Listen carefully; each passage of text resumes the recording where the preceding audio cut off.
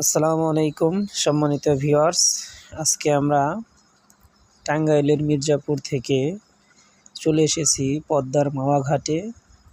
তো আজকে আমরা বিভিন্ন জায়গায় ভ্রমণ করব। তো তার মধ্যে সর্বপ্রথম আমরা চলে এসেছি মাওয়া ঘাটের পদ্মা পাড়ে।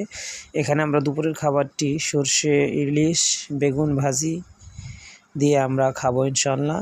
তো আপনারা ইতিমধ্যেই দেখেছেন যে আমাদের জন্য যে নির্ধারিত ইলিশ মাছ এবং বেগুনের ভাজি সেটা তৈরি করা শুরু হয়ে গিয়েছে।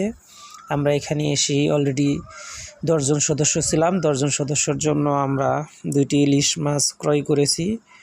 তো আমাদের প্যাকেজটি নিয়েছিলাম আমরা, সেই প্যাকেজে 2টি ইলিশ মাছ ছিল। 2টি ইলিশ মাছের ওজন 1 কেজির উপরে হবে এবং বেগুন ভাজি, তার সাথে ডাল থাকবে, ভাত থাকবে এবং ঠান্ডা পানি থাকবে। তো সব মিলিয়ে আমাদের আর কি 160 টাকার মতো করে পড়েছে